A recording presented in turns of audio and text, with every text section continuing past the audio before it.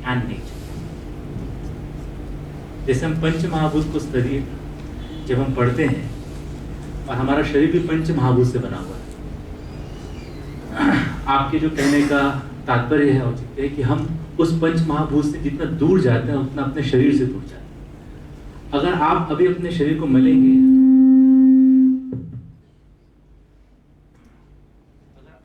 अपने शरीर को मलेंगे तो उसमें से मैल निकलेगा, मिट्टी निकलेगी।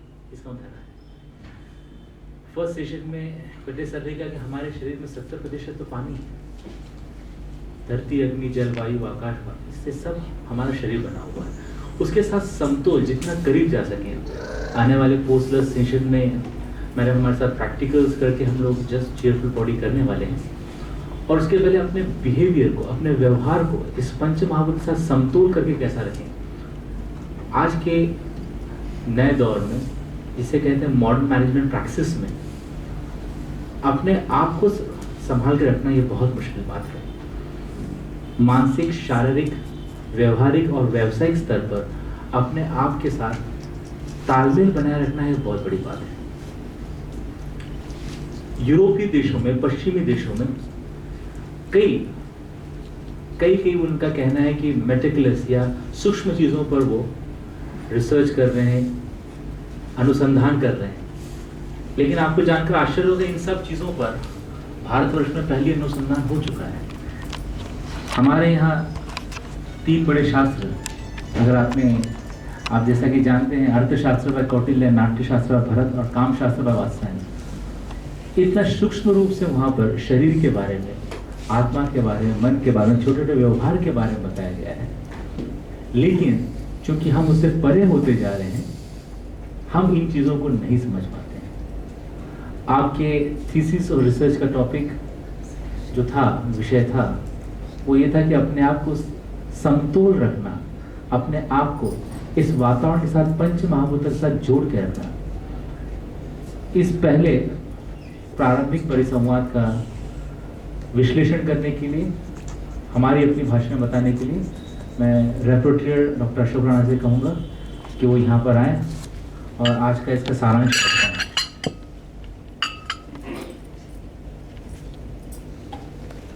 धन्यवाद पेशलोरे आणि बाकी सर्व उपस्थित बंधू आणि मराठी आपल्याला फारसा ऐकायला मिळालं नाही सकाळपासून, थोडासा बदल।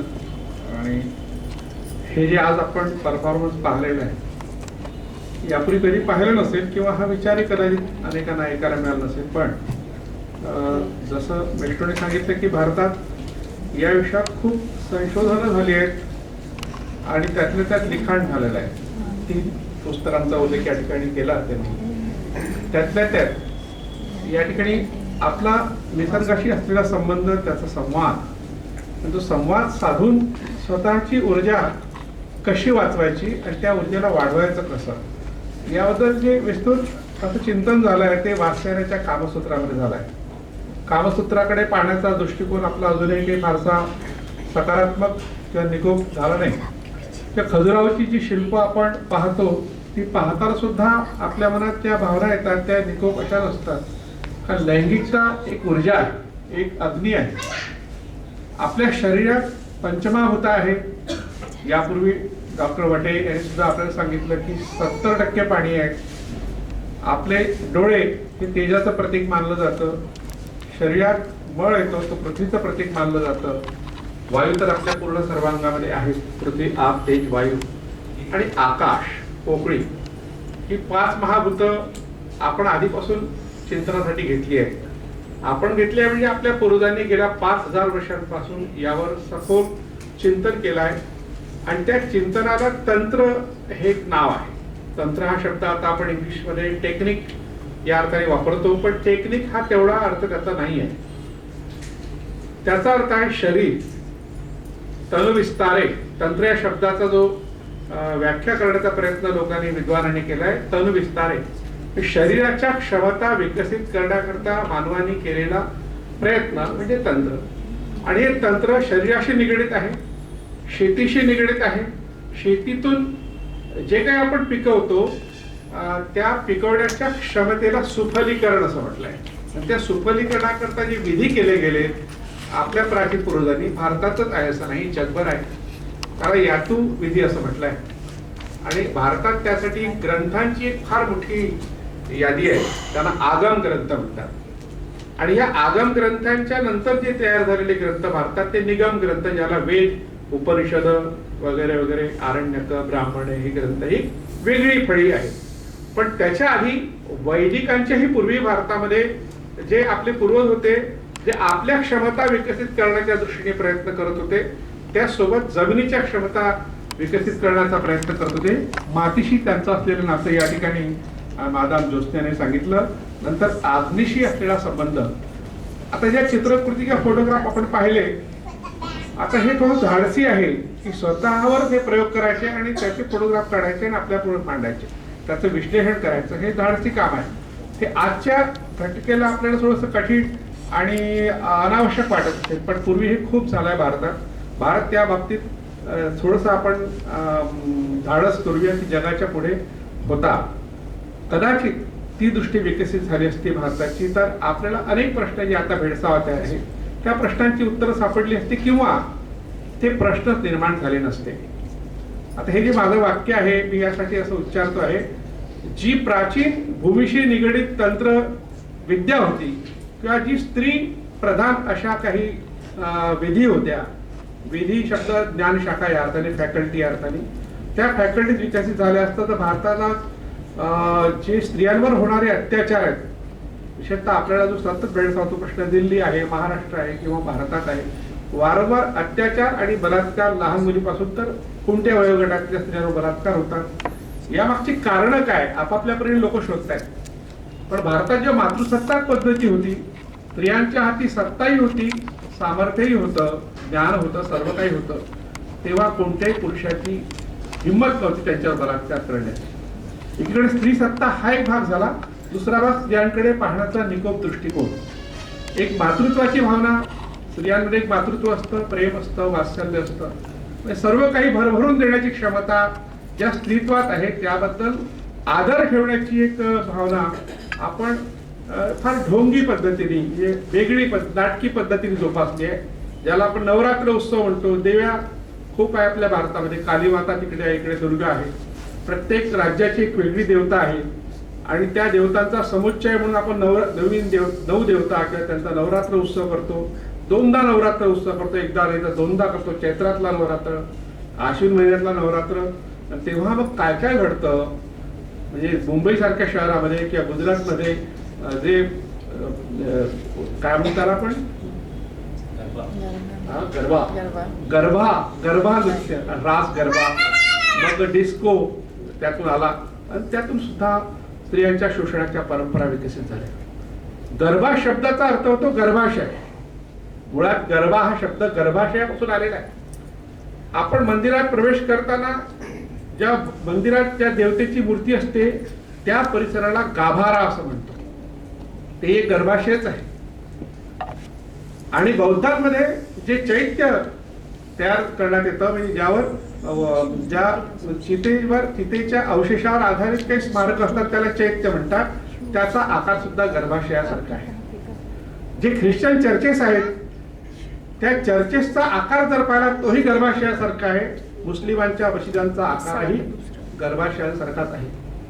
आणि हे सगळं जर आपण जगातलं धार्मिक विश्व पाहिलं तर लक्षात येतं की आपल्या पूर्वजांनी, आपल्या म्हणजे जगातल्या, आपण भारताबद्दल बोलत नाही, आपण फ्रान्सबद्दल बोलत नाही, पोलंडबद्दल बोलत नाही, अरबस्तानाबद्दल बोलत नाही किंवा आफ्रिकेबद्दल बोलत नाही किंवा जपान, चीनबद्दल बोलत नाही. आपण एक वैश्विक संस्कृती, जी मानवी संस्कृती आहे, त्या संस्कृतीमध्ये प्रत्येक मानवाला आपल्या आईच्या पोटात जायची इच्छा असते. मूल कितीही मोठं झालं तर आईच्या दृष्टीने लहानच असतं. म्हणून आईच्या मांडीवर डोकं टेकून थोडा काळ का होईना विसावा घेण्याची इच्छा प्रत्येकाची असते, लहान होण्याची इच्छा असते. ती कधी पुढे पूर्ण होऊ शकत नाही. एकदा आईच्या पासून आपण विलग झालो जन्मानंतर तर पुन्हा ती इच्छा आपली पूर्ण होत नाही. पण ती सुप्त इच्छा आपण पूर्ण करण्याचा प्रयत्न मंदिराच्या आकाराच्या माध्यमातून केलेला आहे. सगळ्या जगातल्या सगळ्या मंदिरांच्या किंवा सगळ्या स्मारकांच्या किंवा सगळ्या श्रद्धास्थानांची आकार ही गर्भाशयाची आहे. म्हणजे आपण आईच्या पोटात प्रवेश करण्याचा प्रयत्न करत असतो. द विंची कोड नावाचं एक पुस्तक गेल्या 10 वर्षात गाजलं डॅन ब्राउनचं. डॅन ब्राऊननी त्या सगळ्या पुस्तकामध्ये कादंबरीच्या निमित्ताने, एक कादंबरी आहे ती, पण त्या निमित्ताने एक चर्चा केलेली आहे. ती चर्चा अख्ख्या जगाला हादरून सोडणारी चर्चा आहे आणि त्यातल्या जास्त भारताला हादरून सोडणारी आहे. ती वास्तविक भारताशी संबंधित चर्चा नाही आहे. ती चर्चा येशू ख्रिस्ताच्या पत्नीबद्दलची चर्चा आहे. मेरी मॅग्डलिन बद्दलची चर्चा आहे. येशू ख्रिस्ताला पत्नी होती हे ख्रिश्चन लोक अजूनही मान्य करायला तयार नाही. भारतीय माणसांनी त्यावर काही आक्षेप घ्यायचं कारण नाही की येशू ख्रिस्ताचा जन्म काही भारतात झाला नाही. मग मोठ्या प्रमाणात जे कॅथोलिक ख्रिश्चन आहेत ते अतिशय कडवे आहेत. प्रोटेस्टंट थोडे सुधारलेले आहेत. त्या कॅथोलिकांनी भारतात आक्षेप घेतला की या सिनेमावर बंदी आणा, पुस्तकावर बंदी आणा. पण तसं काही झालं नाही. सिनेमावर काही प्रमाणात बंदी आली, पण त्याच्या अनेक कॉपीज निघाल्या. पुढे इंग्रजी पुस्तकाचं मराठी भाषांतर झालं. असं काय आक्षेपार्ह होतं त्यात? एवढं येशू ख्रिस्ताला बायको होती एवढं सांगितलं म्हणून ते आक्षेपार्ह होतं काय? म्हणून आक्षेपार्ह नव्हतं ते. आपण जे पुस्तक बारकाईने वाचलं तर लक्षात येतं की त्या पुस्तकामध्ये येशू ख्रिस्ताची बायको एक स्त्री, स्त्रीत्वाचं प्रतीक, मातृत्वाचं प्रतीक म्हणून अजूनही पूजनाची प्रथा युरोपमध्ये आहे. फक्त गुप्त पद्धतीने तिची पूजा होते. उघडपणे पूजा करण्याची परवानगी नाही आहे. कारण बायबल असं मानतं की येशू ख्रिस्ताला पत्नी नव्हती. द विंची कोडमध्ये डॅन ब्राऊनने सांगितलं की पत्नीच नाही, तिला मूल सुद्धा होतं आणि ती परंपरा अजून कायम आहे. एक फिक्शनच्या स्वरूपात जरी त्यांनी डॅन ब्राऊनने सांगितलं असलं तरी त्यातून एक सत्य त्यांनी मांडलं, जे आता मी यापूर्वी सांगितलं की स्त्रीत्वाची प्रतीकं जगभर पूजली जातात. आपल्या भारतामध्ये रांगोळ्या काढण्याची पद्धत आहे. फक्त भारतामध्ये असेल जगभरच आहे. पण या रांगोळीत एक रांगोळी फार प्रसिद्ध आहे. म्हणजे कार्तिक महिन्यात अनेक रांगोळ्या स्त्रिया काढतात आपल्याकडे. पण कंटाळा आला तर रोज एक रांगोळी मात्र काढतात. ती असते तारा. त्यात एक उभा त्रिकोण असतो, एक असा खालचा त्रिकोण असतो. आता इथे दाखवू शकत नाही, पण असा एक त्रिकोण ज्याच्या दोन बाजू वरच्या आहेत आणि खालची बाजू एक आहे. ती स्त्रीत्वाचं प्रतीक आहे. आणि एक उभा त्रिकोण ज्याला म्हटलं आहे, वरची बाजू एक आहे, खाली दोन बाजू आहेत, तो आहे पुरुषत्वाचं प्रतीक. स्त्री आणि पुरुष यांच्या संमिलनातून सृष्टी निर्माण झाली. एक वास्तव सांगण्याकरता ही रांगोळी सतत भारतीय स्त्रिया काढतात. अर्थ कोणालाच माहीत नाही. आणि गंमत अशी की भारतच नाही ते जगभर हे प्रतीक मानलेलं आहे. त्याला इंग्रजीमध्ये पेंटॅकल म्हणतो आपण. पेंटॅकल नावाने हे जगभर हे प्रतीक मानलं गेलं, स्त्रीत्वाचं प्रतीक मानलं गेलं. स्टार त्याला म्हणतो आपण. आता स्टार शब्द आपल्याला माहित आहे, पण भारतात तारा नावाची एक देवता आली. हिंदूंनी तिला मानलं, बौद्धांनी मानलं. तिबेट, चीन, Japan, Malaya, Malaysia, Singapore, Thailand, Sri Lanka सगळ्या बौद्ध देशामध्ये ती लोकप्रिय झाली. पण ती आली कुठून? ती इराकमधून आली. आणि इराकमधून तिचं नाव होतं इनान्ना. मग झालं इस्टर, इस्टर झालं स्टार, मग अस्तारते, ग्रीकांनी तिला अस्तारते म्हटलं. आणि अशी करत प्रवास करत करत भारतापर्यंत ते नाव आलं कमीत कमी, सोबत प्रतीकही आलं. आणि हे प्रतीक आज जगभर गाजलं. आणि फ्रायडे जो आहे, जो शुक्रवार आपण मानतो, तो देवीचा दिवस म्हणून जगभर मानला गेला. आज सुद्धा फ्रायडेला महत्व आहे, गुड फ्रायडे. आता ख्रिश्चनांनी त्याला वेगळे अर्थ दिले असले तर तो देवीचा दिवस आहे. आपल्या भारतात मधल्या काळात 30 वर्षापूर्वी 40 वर्षापूर्वी तुम्हाला त्याच्या आधीच्या काळात संतोषी माता माहीत होती. नुकतीच जन्माला आलेली देवताला आता संपुष्टात ती आली. तिची देवळं काही ठिकाणी आहेत, पण शुक्रवारचा दिवस तिच्यासाठी प्रसिद्ध मानला जात होता. आपण हा मातृदेवतांचा इतिहास किंवा एकंदर त्या मागची वस्तुस्थिती लक्षात घेतली तर कळतं की वारंवार आपल्याला आईची आठवण येत राहते. आई जिवंत असली तर प्रश्नच नाही, पण नसली तर जास्त आठवण येते. ते दुःख फार मोठं असतं. जिवंत असताना आईचं महत्त्व आपल्याला नसतं, तिच्या शक्तीचं आपल्याला जाणीव नसते, तिच्या वात्सल्याची जाणीव नसते. पण गेल्यानंतर खूप जाणवते. मग ती प्रतीक आपण शोधत बसतो. बरेचदा आपल्या बायकोमध्ये शोधतो, आपल्या मुलीमध्ये शोधतो, आजीमध्ये शोधतो, अनेक पिढ्यामध्ये शोधत राहतो. ही सुप्त इच्छा माणसाची असते. मग असं जर असेल, जगभर अशा तऱ्हेने मातृत्वाची प्रतीकं पूजली जात असतील आणि स्त्रिय ऊर्जेचं प्रतीक मानलं जात असेल तर स्त्रियांवर अत्याचार का होतो हा एक प्रश्न आहे. स्त्रियांवरला वरचा अत्याचार का होतो? आणि आपण दोन स्तरावर जगतो. एक स्तर आपला जाणीवेचा असतो, एक नेणिवेचा असतो. नेणिवेच्या स्तरात सबकॉन्शियस माइंडमध्ये आपल्या डोक्यात कुठेतरी मातृत्वाच्या बद्दलचा आदरभाव असतो, नसतो असं नाही. पण जाणीवेमध्ये आपण आपली सत्ताशास्त्रीय संकल्पना, आपण काहीतरी सत्ता गाजवली पाहिजे असा एक भ्रम, असा एक इगो, असा एक अहंकार जागा होतो. आणि न कळत आपण सगळ्या आपल्या कल्पनांना हरताळ फसतो. म्हणून जेव्हा नवरात्र उत्सव चालू होतात तेव्हाच खैरलांची इथल्या स्त्रियांवर बलात्कार झालेले, बलात्कार झाले की नाही माहित नाही, पण अत्याचार झाले, मारून टाकलेला आहे. एकीकडे आपण आरत्या ओवाळतो देवीच्या आणि दुसरीकडे अत्याचारी करतोय. दोन स्तरावर कसं काय जगू शकतो आपण? त्याला कारण आपण आपलं मूळ समजून घेतलं नाही.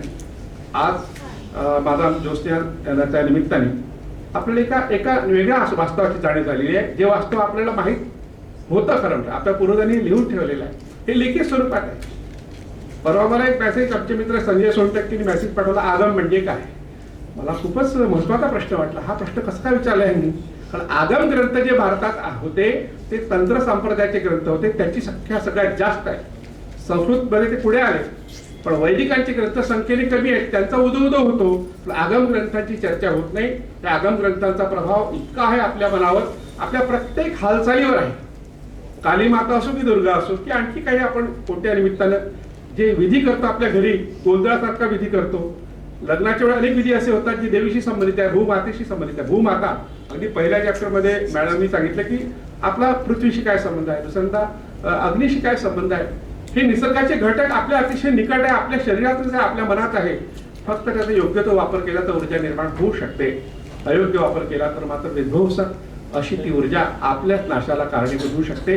अतिशय मोठ्या विचारात मांडला. मला वाटतं मी जास्त भाषण दिलं, पण मला ते भावलं यासाठी, कारण त्यांनी थोडक्यात सांगितलं सगळं. हे विस्ताराने सुद्धा 2 दिवस आपण पुन्हा ऐकणार आहोत आणि त्यांच्या सोबत राहून काही प्रयोग करणार आहोत. तर मला ही संधी दिली त्याबद्दल प्लॅनेटरी आणि त्यांचे सगळे कार्यकर्ते यांचे आभार मानतो आणि थांबतो. धन्यवाद. Shukrana, sir. I hope after getting a bestowed on basic elements of nature and art, in post-lunch sessions you have practicals and there is no dress code. No dress code. Don't mistake it as a no dress. So, it happens in that regard because ours is a very really very interesting country. We have a very funny names here. I was traveling and I went and across in that regard. There was a thing called, didn't go to that one, exploring essence of it. Yeah, thanks. Now we come to the core management topic, so all people get ready. Kindly fuse it. When you learn interdisciplinary, understand we have been traditionally born and brought up in chalk and talk manner. हम लोग पढ़ाई उसी को समझते हैं कि अगर चौक से गुरुजी लिख रहे हैं और हम लिख रहे हैं, आर गेटिंग इट? जब तक हम नोट्स नहीं लिखे हमारी आत्मा को शांत नहीं मिलता और हमको ऐसा लगता है कि आज तक हमारे रजिस्टर भरे हुए, दिमाग खाली है. तो whatever the notes are there, उसकी ट्रांसलेशंस, उसकी स्क्रिप्ट आपको पहुंचाने का पूरा प्रबंध किया जाएगा. These are a very very important topics and things, please keep that in mind. हमारे यहाँ सर ने अभी बहुत सुंदर तरीके से इसका अवलोकन किया करके. Next slide please. समय कम है लेकिन operate from here for expected. Okay okay. I would like to request to kind of look at me, and when I say kind of look at slide, kindly there. Sometimes it happens that a sauce is better than a fish. चाहे ऐसा ज़्यादा केटली गरम. I only made those slides, and I don't know why. What happened in the conferences and seminars and things like people look at the slides and OHP so very well like that, and sometimes they say I'm an author, and they will keep on writing, and they say, sir, wait, I want to write. You will get that. Is that okay? Let's make it a brainstorming session. Okay, please, all of you make comfortable. Now it's an important thing. I know the hungry people are angry people, but you have to extend your appetite for a while. I hope we entered MOU for a while first. Yes. Never understanding. Joshi ji का जोश कम तो नहीं हुआ? बिल्कुल नहीं. Cool and fine. That's fine. Because you are getting a continental dishes here. The madam in her European English, the sir he is in eloquent Marathi, and I am in the bilingual thing. Yes or no? So I have to speak English also, Hindi English, Manglish also, Marathi English, and Mahi also, Marathi and Hindi also. So anyway, let's make it. At the end of the day, our job is that we should get a clear orientation. What's an objective to be clear for? The second aspects of the body, soul synergy, mind, body and soul synergy that we are about to clear and cover. हमारे यहाँ पर कुछ बातें बड़ी अजीब है. For example, जैसे कि सर आप देख रहे थे, हम लोग देखते हैं कि नागा संस्कृति भी है। नागा बाबा में शाही स्नान, अगर आपको देखेंगे शाही स्नान में आते हैं करके, और नागा को देखकर बहुत लोग डर जाते हैं, भयभीत हो जाते हैं, और जिनको लगता है कि अगर नागा बाबा मिल जाए तो उनकी ज़िंदगी बन जाती है। अगर आप काशी के किनारे पर रहते हैं, वहाँ की सभ्यता संस्कृति देखेंगे, नागा बाबा मिले तो वहाँ पे कई तरह के व्यंग भी ऐसे हैं कि लोग स्नान के लिए गए करके और अचानक दिगंबर अवस्था में आ गए तो लोग हाथ जोड़ने लगते हैं कि नागा बाबा मिले। और हमारे चीज़ों के नाम भी बड़े अजीब, लोग का नाम रखते हैं दिगंबर वस्त्र भंडार। हम लोग वहाँ से आ रहे थे, वहाँ पे एक लिखा है जन सेवा मटन सेंटर। अब मुझे बताइए जन सेवा मटन सेंटर, तो उस तरह से लोगों की अंग्रेजी वैसी, पीपल से सर मटन इज वॉकिंग। लोग इतने, या तो एक ग्रामेटिकल मिस्टेक है या तो भावनाओं की mistake. A goat can walk, a sheep can walk, how come mutton can be walk? But अब इतना भावना इतनी आ चुकी है हमारी करके, so that's a joke part, but we will move to the behavioural science aspect like that. सुबह से हमने देखा होगा कि जब आप सुबह से आए, व्हाट इज बिहेवियर, व्यवहार क्या है? बिहेवियर देखते हैं एंटरप्रेन्योरशिप, सक्सेस एंड ट्रेड्स। अपने आप को रिलैक्स कर दें, आपको चिंता करने की कोई आवश्यकता नहीं है, सीरियस चेहरा ना बनाए। अभी हम सेशन शुरू कर रहे हैं। 3 निवेदन है, कोई भी सिंगल पिलो पे नहीं सोएगा, कोई भी डबल पिलो पे नहीं सोएगा, और कुछ लोग इतने एक्सपर्ट होते हैं कि बिना पिलो पे सो जाते हैं। और होने के बाद secondly, don't try to cheat yourself by making very funny faces. Some people make a very funny faces. वो कोशिश करते हैं कि हम लोग intellectual faces बनाए। और सेशन के बाद क्या समझे, क्या मालूम। We are here for learning things and let's make it an informal foreign learning like that. Are you getting? If an attempt to create an impression, people suffer from depression. So let's work on expressions better. This is a very internal thing and we are touching है interdisciplinary aspect. अगर केवल हम एक domain touch करें, केवल एक बात को टच करें, अगर केवल आप जेनेटिक्स देते हैं तो हो जाता, अगर आप केवल फाइन आर्ट देते तो हो जाता, अगर आप मैनेजमेंट देते तो हो जाता, लेकिन आप सभी को समावेश करना चाहते हैं, सभी को छूना चाहते हैं और नई चीज़ें बताना चाहते हैं, तो अपने आप में ये बहुत ही साहसी काम है। और समय की परिभाषा हमने सुबह देखी, उसमें उसको बांध के रखना बहुत मुश्किल बात है। तो हम आगे चलते हैं। बिहेवियर, हमारा व्यवहार ही बताता है कि हम कहां जाएंगे। पहले हमने आपको बताया था कि इमेजिन कीजिए, ये कल्पना कीजिए कि 4 मित्र, I hope will use English and Hindi as well, that will be easy because morning I was seeing when the English was going on like that, people were eagerly looking at watching at the watch more rather than the stage and the dais, and I heard some rumour ये पूरा programme English में चलने वाला है क्या, and I overheard it. So I think for the convenience, let's make up in that regard. Yes or no? Dishes भी हमारे Indian है तो फिर समझना ज़्यादा ज़रूरी है। Yes or no? चलिए, ऐसे किसी कार्यक्रम में 4 मित्र एक सामने की पंक्ति में आकर बैठ गए और चारों मित्रों को आयोजकों ने कहा कि इधर नहीं बैठना, चीफ गेस्ट की जगह पीछे उठा के बिठा दिया। चारों मित्रों को काफी अपमान लगा कि आज हम कुछ नहीं है तो हमें यहाँ से उठा के पीछे बैठा दिया जाए। एक दिन हम कुछ इतना बड़ा काम करें कि लोग हमारा नाम लेंगे। पहले मित्र ने कहा कि आज मेरी इज्जत नहीं इसलिए मुझे यहाँ से उठा दिया, एक दिन मैं इतना बड़ा आदमी बनूंगा कि लोग मुझे इज्जत से बुलाएंगे। उस मित्र ने बहुत पढ़ाई की, बहुत मेहनत की, बिकम बिग इंडस्ट्रियलिस्ट, एंटरप्रेन्योर, बड़ा नेता बना, लोग उसको सम्मान से बुलाने लगे। दूसरे मित्र ने ये सोचा इन्होंने मुझे यहाँ से उठाया, इनका प्रोग्राम ही होने देता नहीं, पूरा पंडाल ही जला दूंगा। और फिर उसने कहा कि पंडाल जलाऊंगा और वो उग्रवादी, आतंकवादी बन गया। तीसरे मित्र ने सोचा यहाँ नहीं, अपन पीछे जाके बैठते, क्या प्रॉब्लम है। वो सारी जिंदगी आम आदमी बना रहा। और चौथे मित्र ने सोचा आज के बाद किसी भी कार्यक्रम को जाना नहीं, कानाला खड़ा, उनका इस कार्यक्रम का जायसे नहीं। वो पेसिमिस्ट बन के रहा, वो कभी भी घर से बाहर नहीं निकल पाए। एक ही क्रिया 4 मित्रों पर हुई और चारों ने अलग अलग प्रतिक्रिया दी। क्रिया एक ही हुई है, चारों को उठाया गया है, लेकिन चारों का दृष्टिकोण अलग था, उन्होंने अलग अलग प्रतिक्रिया दी और वो चारों प्रतिक्रिया ने निश्चित किया कि वो कहां पहुंचेंगे। तो जीवन में कई बार क्रिया सुनिश्चित नहीं करती है कि आपके साथ क्या हो रहा है, जो आपके साथ होता है उसकी प्रतिक्रिया आप कैसे देते हो ये सुनिश्चित करता है। जो प्रातः काल से सुबह यहाँ से 9 बजे से आए थे करते कहते ना, मैं अकेला ही चलाता राह मंजिल मगर लोग मिलते चले, कारवा बनता चला गया। मॉर्निंग में जब I was working and sitting in the lobby very happily and sweetly with a very brisk smile, Mr.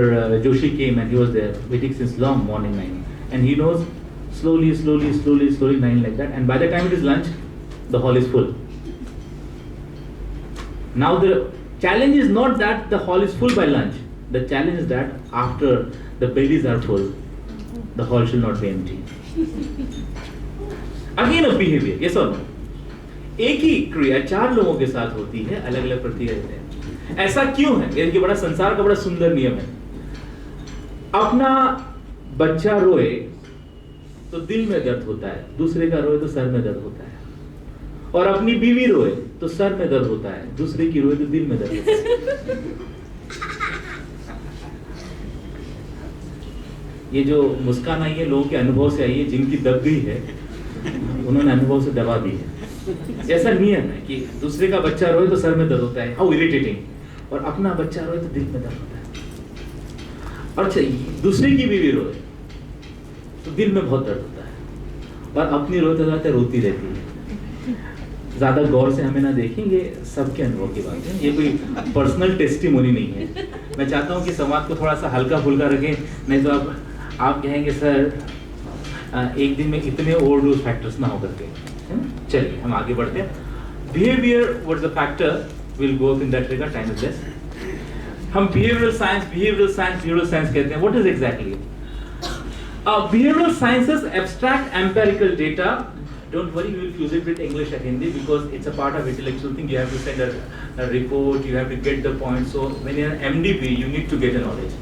It is not that a merely certificate valid, certificate has a point, that's a different thing. But a participant, serious participant, keep that in mind. Abstracts empirical data to investigate the decision processes and communication strategies within and between organisms in a social system. This involves fields like psychology, social neurosciences, psychobiology and cognitive sciences. अब ये बहुत बड़ा मुद्दा है कि लोगों को पहले चर्चा कर रहे थे कि बिहेवियरल साइंस को हम डालें किस में। इट्स अ मेडिकल फील्ड और इट्स ह्यूमैनिटेरियन फील्ड। ये ह्यूमैनिटीज में आया जाए, किस में किया जाए। In fact, when to start a behavioral science institute also, there was a conflict whether it will come under the Ministry of Health Sciences or Ministry or UGC or HRD, general like that. So that has to be make understand कि आप you have to make an allied studies. हम कौन से domain को पढ़ रहे हैं? Now, wherever the school of behavioral sciences are there, basically they carry 3 schools: psychology, psychobiology also. कहीं-कहीं पर वो social work डिग्री और sociology को उन्होंने उसमें समा लिया है। Sociology को उन्होंने उसमें समा लिया है। तो हम इन्हीं सब चीजों को मिला के पढ़ने वाले हैं। Social sciences provide a perceptive framework to study the processes of a social system through impacts of social organization on structural adjustments of the individual and of groups. They typically include fields like sociology, economics, public health, anthropology, demography, and political sciences. Please understand, we have to make a very meticulous difference between that when we are reading in that record. Are we dealing with the behavioral sciences or other aspects? हमारा व्यवहार, a behavior depends upon 2 things. That's the function of both person and the environment. Behavior is a function of person and environment. As we term that, we depends upon nature and nurture. Why we behave the manner we behave? Why we are sitting like this? Why we speak like that? Why we put like that? Or why we are short-tempered? It all exactly depends upon the way we have it. Depends on 2 factors: nature and nurture. Nature is a genetic characteristic. Nature is that what works in the genetics. 3 भाई रहते हैं, तीनों भी समान नहीं रह सकते, जबकि जीन्स पे की अगर आप देखेंगे DNA किया जाए तो definitely it's like that. So how much exactly genetics work? DNA things work. That also is choice. And nurture thing, the environment which is in, वो जिस वातावरण में पलता बढ़ता है, उस बच्चे का वो वातावरण पे बहुत असर पड़ता है और उस वातावरण का उस बच्चे पे असर पड़ता है। It's a reverse thing like that. कई बार आपने देखा होगा, हम लोग कहते हैं कि वहाँ की लोकेलिटी अच्छी नहीं है, वो एरिया अच्छा नहीं, बच्चों के कान पे जो पड़ेगा वो बोलते रहेंगे करके। जिस वातावरण में आप रहते हैं, जिस परिवेश में आप रहते हैं, आप अपने आप वैसे ही बनते जाते हैं। That's the saying of behavioral is an impact of person and environment. What behavioral science is a young field? It is having challenging of convention, the gap in knowledge, and using the experiments like that. It's a very difficult thing to adjust the person's behavior. हमने सुबह ही कहा था कि लोग आप कितने भी अच्छे हों, लोग आपको अपनी जरूरत और मूड के हिसाब से ही चाहिए। कई बार ऐसा होता है कि हम हमेशा कहते हैं कि जब हम 100 साल अच्छा काम करेंगे, लोग हमारे जाने को ये नहीं बोलेंगे सर अच्छे आदमी थे, जाने वाले बोलेंगे सर बुरे आदमी नहीं थे। आजकल अच्छा बोलने में बहुत मेहनत लगती है, लोग नहीं बोलते। जो ऑर्गेनाइजेशन में काम करते हैं, they use the word like sir, we have the performance pressure, we have the performance anxiety, we have the work pressure. कितना प्रेशर? छोटे छोटे बच्चे अभी मॉर्निंग को I see these kids going up in that regard. I really don't understand इनकी सुबह सुबह school रहती है, बेचारे बच्चों को नींद ही ब्रह्म समय में आती है और 6 o'clock उनको उठते हैं करके और उनको जबरदस्ती हम नला के तैयार करके भेजते हैं and for that alert so that they should become a good citizen. इन्हें 7th 8th 9th तक के तो समझ में आता ही नहीं, you know like 6th 7th तक के भी nowadays kids are those smart very well. 8th 9th में आते हैं तो फिर उसके बाद बोलते हैं कि अभी 10th आने वाला है, बोर्ड का ईयर है। Nowadays placement package so many things are there. In fact 7th standard के बच्चे आके हमको पूछ रहे हैं सर कौन से कॉलेज का प्लेसमेंट अच्छा है। This was not question. I think we have a placements officer here like that. Do you in your college days have asked any question like this in school days? Have you heard these words like placement and package? And now the college's USPs or the educational institute's USP goes on the number of placements. They put on the charge outside our students' place. Is it like that? The students has become more like an intellectual products that's going out and they put on in that regard. इनको मराठी बिल्कुल नहीं समझते, बोलते नहीं, समझते नहीं आते। ठीक, I'm the only one. Thank you. Should I ask to serve the lunch here itself ताकि आपकी हंसी बढ़ी रहे? हंसी भी किश्तों में आ रही है और फिर लोग दुआएं करें कि स्लाइड जल्दी हो जाए और यहाँ सर को हम बोलते सर समझ में सब आ रहा है, थोड़ा जल्दी समझाएं। समय से पहले भाग्य से अधिक किसी को कुछ नहीं मिलता। अतः कर्म ही काम देने में प्रार्थना ही पारस पड़ी है। तो आप प्रार्थना करें कि जल्दी हो जाए। चलिए आगे चलते हैं। तो कहने का तात्पर्य ये है कि जब हम व्यवहार को देखते हैं, हम चीजों को देखते हैं, अब वो 8 9 तक समझ में नहीं आता, 10th का लोगों ने 22 वर्ष है, खूब इंपॉर्टेंट वर्ष है, कसून अभ्यास करा, कसून अभ्यास करा, बेचारा बहुत पढ़ता है जोर के, कसून अभ्यास करता है। एक बार इतना साल पढ़ लो, लाइफ का टर्निंग पॉइंट है। आपने देखो बेचारे बच्चे यहाँ दौड़ रहे हैं, वहां दौड़ रहे हैं, वहां दौड़ रहे हैं, पढ़ाई करके आते हैं, 10th होके पास होते हैं, नाउ 80 90 परसेंटेज जैसे पास होगा, हाँ हो गया हमको लगता है। 11th को रेस्ट ईयर होगा, 11th के 2 महीने नहीं जाते, एडमिशन के स्ट्रगल किया तो लोग 12th is the only important year of life, turning point of life.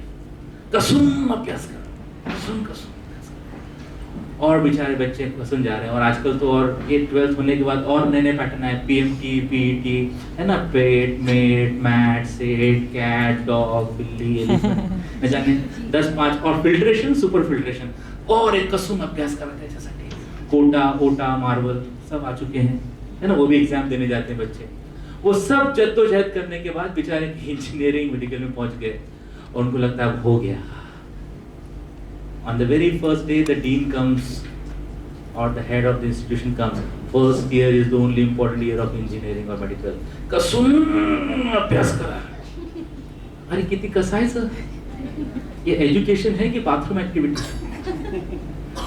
Education cannot be put so much stress regard. Again, that's a behavioral side. We have put education so much into stress that now people are getting information only, not education.